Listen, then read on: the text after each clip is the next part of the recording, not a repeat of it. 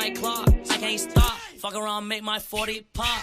It looks like we're actually going to be in trouble. A lot less trouble than we thought we were going to be, but it's still a little bit of trouble. Now, of course, this chapter was good. I don't even think I need to say that anymore, mainly because every single Boruto chapter that came out in like the past, I don't know, couple of years have been absolutely fire. But this chapter, in my opinion, was a tiny bit underwhelming, mainly because the first half of the chapter was a lot of dialogue, albeit it was very good dialogue, which is why the chapter was good. But still, a lot of people in this chapter was kind of expecting Isshiki Otsutsuki to be completely destroying the whole village, like how Pain destroyed the village, but regardless, that was not the case. And of course, it was still a very good chapter. Now, the first things first I do want to talk about is the dialogue, because I think the dialogue is going to be super underrated. I think one of the biggest things that I really like about this chapter is how Sasuke doesn't necessarily treat Boruto like he's some sort of kid, and even some people on Twitter were talking about this as well. Sasuke actually views Boruto as like an accessory. Even though he understands that Boruto has a karma seal, he still believes that that right there could possibly be a very good thing and an asset to their cause. Now, if you directly contrast that to like how Shikamaru or Naruto talks to Boruto, they basically view Boruto as like some insignificant kid,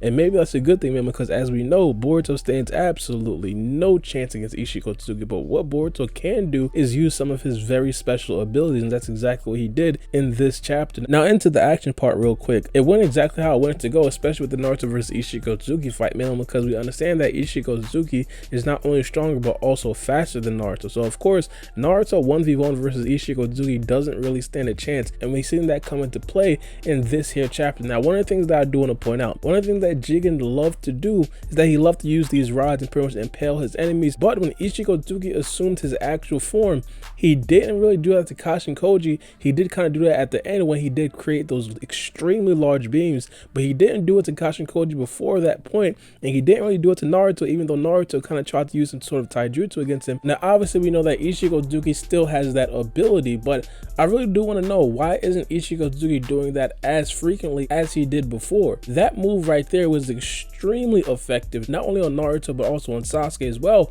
and we understand that Sasuke's main abilities aren't necessarily taijutsu. We also see Naruto extremely reluctant to use any jutsus because we automatically understand that Isshiki Otsutsuki has the ability to absorb chakra.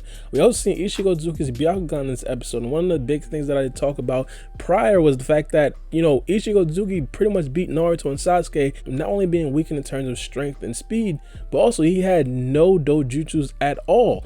The Byakugan in itself is a very good dojutsu, but this new dojutsu that he has is something completely different. But it brings us to where Sasuke actually comes in and pretty much saves Naruto, because Naruto was getting completely handled by Isshiki Otsutsuki. Again, not surprisingly at all. Now, here is why I completely appreciate the series of Naruto. Naruto isn't just about who's faster and who's stronger. It actually comes into skill, planning, and actual preparation when going into a battle. One of Sasuke and Naruto's main goals was to get Isshiki Otsutsuki outside of the Hidden Leaf Village. And as I said before, Sasuke understands that Boruto isn't just a simple brat. Boruto has certain abilities that could definitely be helpful in a situation like this, and that's exactly what happened. Sasuke utilizes Boruto's ability to open up time, space, and jutsu portals. Now we understand Sasuke has that ability as well. He can open up portals as well.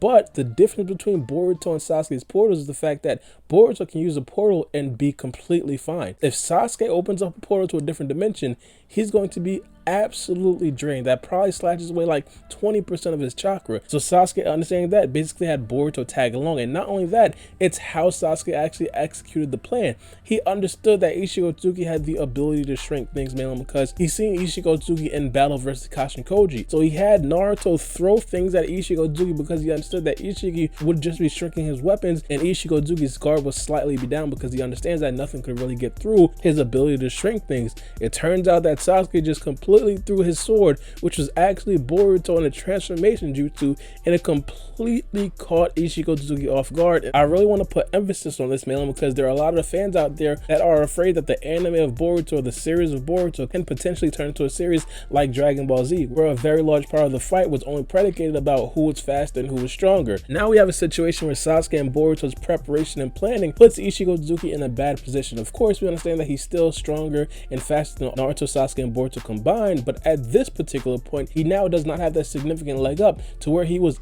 basically sitting at the top of the Hidden Leaf Village. And of course, Naruto and Sasuke would be worried about him completely destroying the village. Now everybody can potentially be safe, and that type of preparation, planning, and battle experience has to travel with them to the other dimension if they do want to come out of this alive, which is one of the reasons why I would have absolutely loved to see Shikamaru actually travel with them as well. Maybe they could attack Shikamaru along in a transformation jutsu and him pretty much be like, I don't know, a paper bomb or something like that, or a shuriken or something small like that, so they could possibly brought Shikamaru along. We understand that Sasuke is going to most likely be the brains of the operation, but having two elite minds there would have definitely been helpful for their cause. Boruto's transformation into Momoshiki was a very big topic in this chapter, mainly because they understand that Boruto turning into Momoshiki is definitely going to be a very huge advantage for Naruto and Sasuke in a battle versus Isshiki Otsutsuki. Now, of course, a lot of people speculated that Boruto and Momoshiki would also tag along in the battle versus Isshiki Otsutsuki, but of course, now we see him actually in the other dimension alongside the other three complete powerhouses.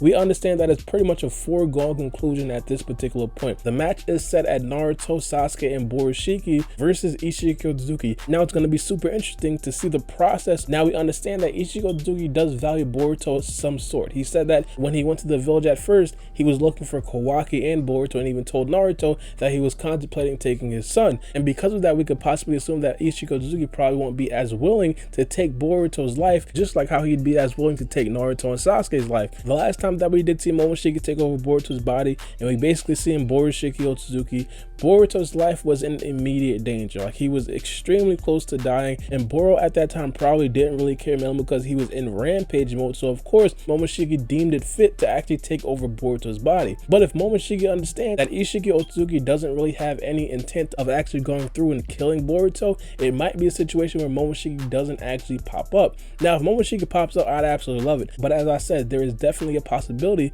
where Momoshiki just does not feel like it's necessary to actually pop out. Another thing that I should definitely point out, even though the match is already set at Boruto, Naruto, and Sasuke versus Isshiki Otsutsuki, it might not end like that, and it's only because we have Kawaki that is still in the other dimension with everybody there. The writers might actually have Kawaki open a portal to that dimension and possibly add more fighters in, possibly Shikamaru, possibly Rock Lee, possibly other characters like that. I know a lot of people out there would love to see Rock Lee go into 8 gates. There is still a window of opportunity for other characters to potentially join into the fight. Now, real quick, I do want to kind of give my predictions about the whole situation.